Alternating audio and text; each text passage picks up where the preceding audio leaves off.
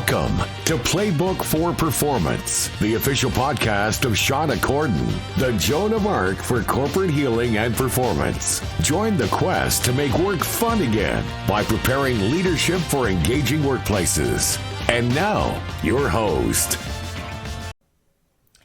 Hello, everybody, and welcome to another edition of the Playbook for Performance podcast. I'm your host, Shawna Corden, and this month we're talking about team coaching. Today, specifically, we're going to talk about the topic of building trust. Now, sometimes people think, well, this is a no-brainer. Why are we spending time on this? But it's kind of shocking to find out the number of people who have so little trust in their organizations, in their management, and their coworkers. And so today we're going to talk about opportunities for you to build trust, what the key elements are, and the strategies really behind building trust. So let's get into it. So it was interesting. As I was preparing to do today's podcast, I was thinking through, well, I think I know what trust is, right? And it was this idea I just wanted to punch in. Here's what I think about it. And then I wanted to look up the actual official definition on this.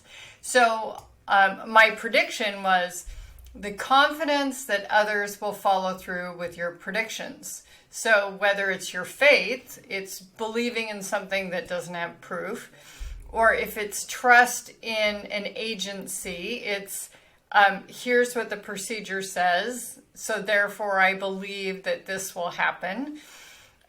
Or if it's a friend, a partner, it's this is how I feel about this person. This is what I trust they will do in a given situation. And the official Oxford definition is this firm belief in the reliability, truth, or ability or strength of someone or something. So sometimes we're talking about the integrity of a chair. We trust that it'll hold our weight. Or a car will stop in time to prevent us from rear-ending someone, etc. And it was interesting because when it looked at the similarities, it said freedom from suspicion or doubt.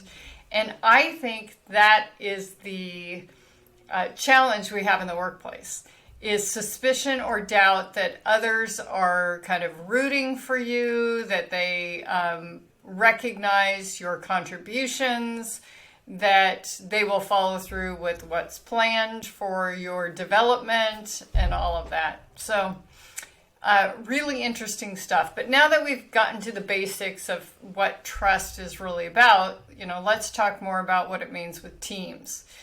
Now, over at Harvard, they did some really interesting research. The paper that I dove into was from 2017.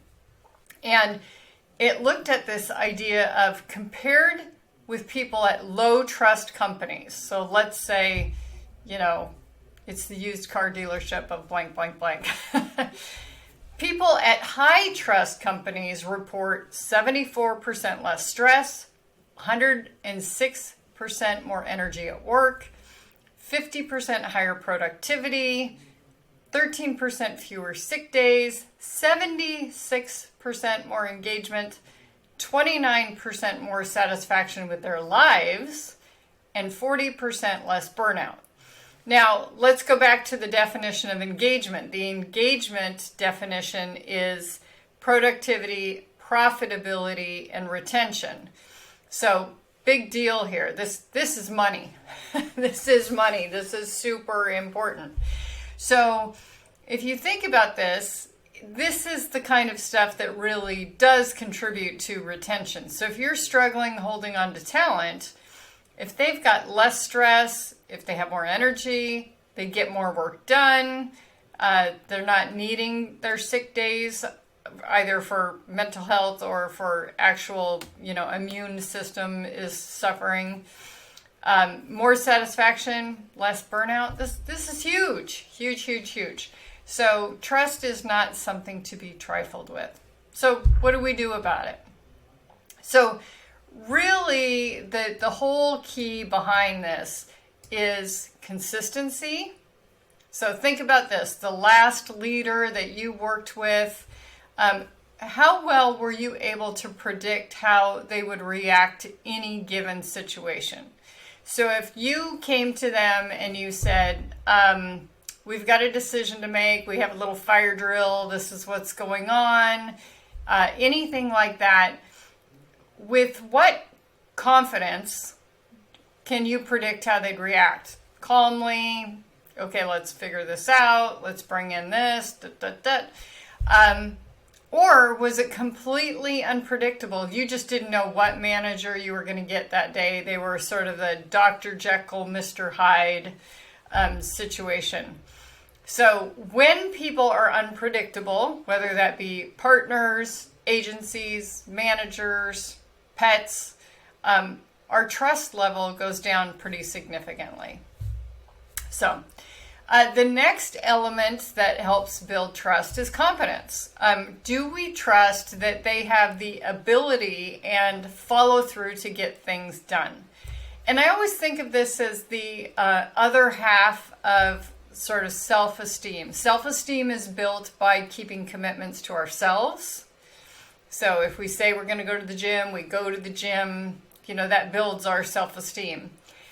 I think this is also true when it comes to trust in the area of competence. Could they do it, but they didn't do it? Or did they do the best they could and they couldn't do it? And follow on, the next piece is they communicated. So I promised you this on July 1st. I came to you June 28th and said, I am not going to be able to make this deadline, and renegotiated and had a very good reason why not. I was trapped under something heavy, whatever it might be. But proactively communicating, negotiating new deliverables or new dates, whatever it might be. And then compassion. Do they look at the situation with a compassionate eye in terms of, I feel badly about that situation, I'm being reasonable about this situation. We don't necessarily want sympathy. Sympathy can at times be patronizing. We don't really want that. But we do want sincere care that suggests that I'm here for you, I recognize this is hard, and so on. And I think all of these, this is my personal opinion, I think all of these need to be present at some level, or a significant demonstration in that direction. Like perhaps they are brand new to the industry, and so they're competent in management, but not so competent in the food industry. Well, let's give them a little bit of a break and a learning curve. But let's say it's 2 years and they've made no attempt to learn the new industry. Well, your confidence and trust in them will go down.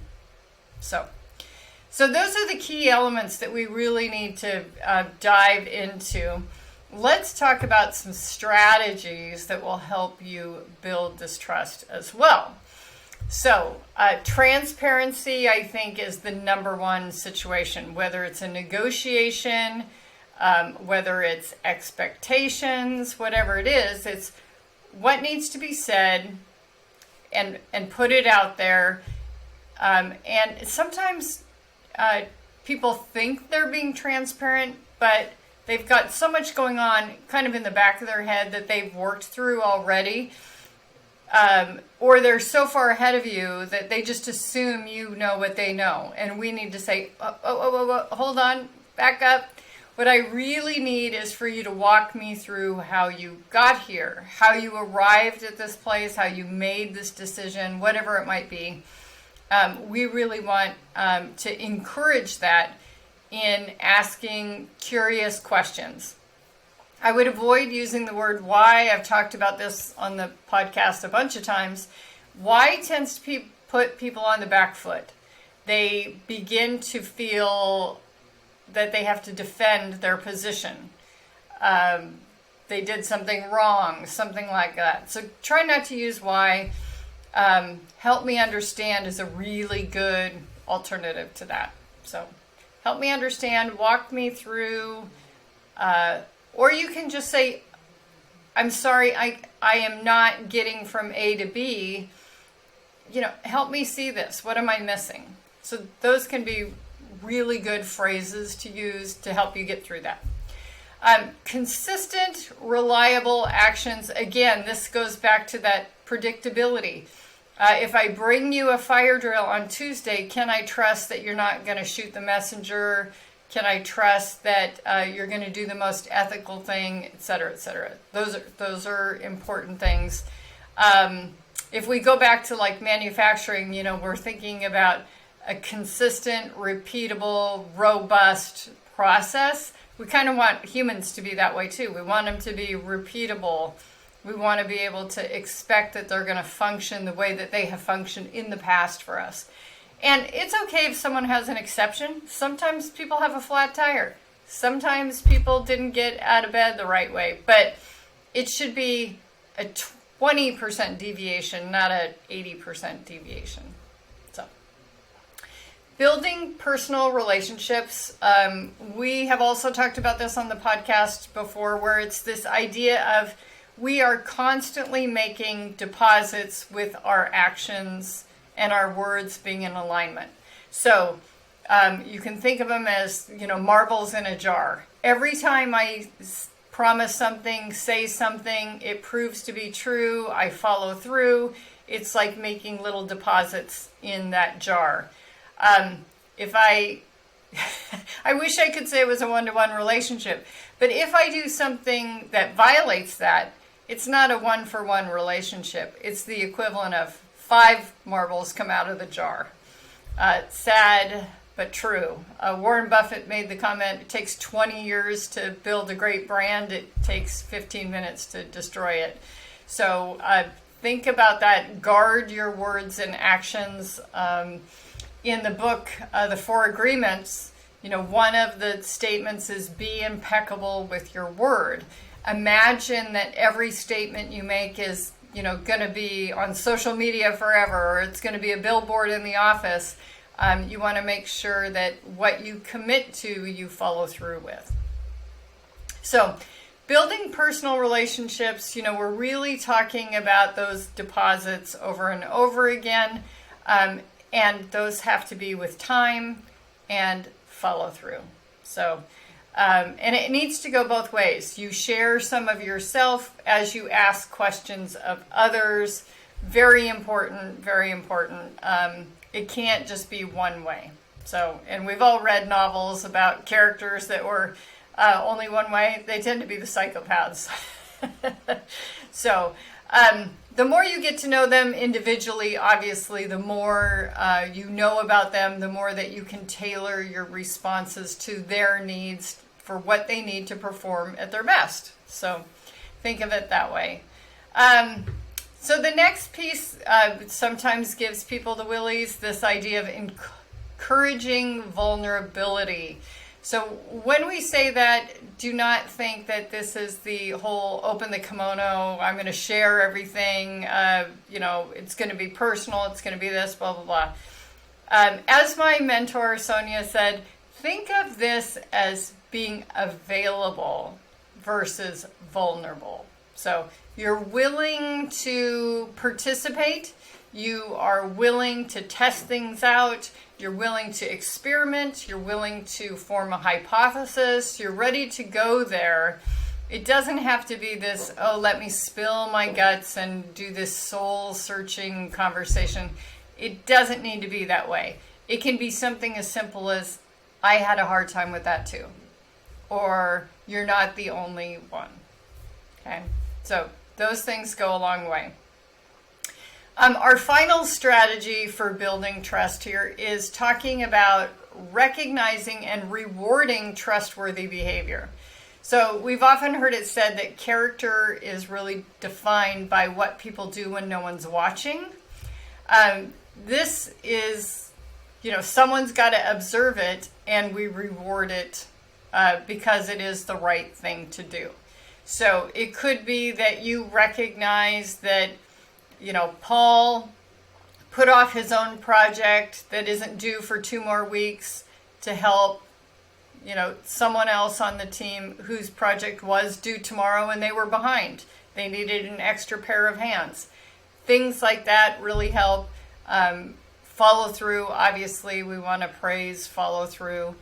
And some of you out there might be thinking, really? Isn't that just kind of basic decency? Isn't that what we expect of humans, that they're going to do what they said they would do? Well, sadly, it's not that prevalent. So we want to reward it. We want to see more and more of this all the time.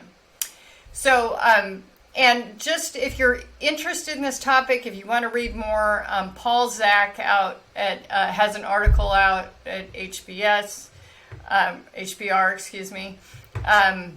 management behaviors that foster employee engagement. So the guru there. I also want to share a couple of statistics that I just think are wow. PwC did a survey this year, 2024, a trust survey. 86% of business execs say they highly trust their employees. Only 60% of employees feel highly trusted by their employers. So big gap there in terms of the perceptions of what's out there. Another report on high-performing teams that came out last year, CIPD, emphasizes trust and psychological safety are crucial for team effectiveness. We're working on that here in the podcast, trying to share more of that. Teams that report higher levels of trust tend to perform better, exhibit greater resilience and cohesion. So you might be wondering, okay, great, what can I do? Well, one-on-ones and keeping those commitments to your subordinates or peers or your leader, just to do check-in. Have some time on the agenda that's not structured to just foster this open communication. How's things going? What do you think the trends are? Just to learn more. Be curious. Team building activities, sometimes this can be silly activities where you're just working together. Sometimes when I lead workshops, I will do the spaghetti, exercise. If you haven't seen it, it's quite amusing. But, Google's your friend here. So this is when you team building exercises. Remote, consider the remote versus in person. Feedback loops. Always be open to feedback, whether it's a suggestion box, a pulse survey. As I talked about last week, Team Coacher AI, our tool here, we're doing regular pulse surveys with teams to say, hey, where are we on this? Are we improving? And you can compare this pulse survey to that pulse survey, which is super helpful. And then finally, the last kind of piece of homework is transparent decision making. So walk the team through how the decisions are being made. What's the rationale? If you've already made the decision without soliciting input, tell them why. If you are asking for their feedback, be sure to let them know if you've already made the decision, if you're using their input in making the decision, or you're just curious, because employees get quite upset if they feel that you are wasting their time just so you can check a box and say, hey, I talked to you about this. So don't do that. Okay, so we're going to continue the series here. We are really excited about team coaching as an offering, the work that we can do, myself as a coach for your team in terms of improving trust, improving dialogue, improving the actual standards of behavior for your team, getting them all on the same page. So next time, we're going to be talking about effective communication in your teams. What helps, what doesn't help, what to do, what not to do. So don't miss our next episode. In the meantime, if you're listening on audio, know that you could be watching this on YouTube. Oh my gosh. So YouTube is a great place to drop your comments in if you have comments that you want to share, or if you have a question and you want free coaching on the fly, we can always talk about your topic during one of the podcasts. We do ask you, if you enjoyed this podcast, please share it with your colleagues, your subordinates, etc. We believe it's great to grow together. A rising tide lifts all boats. So if we can be of help, please contact us at shawnacorden.com. And until next time, take good care. Thank you for listening to Playbook for Performance. To learn more about Shawna Corden, her consulting programs and tools, please visit her website at shawnacorden.com and follow us on social media at Shawna Corden.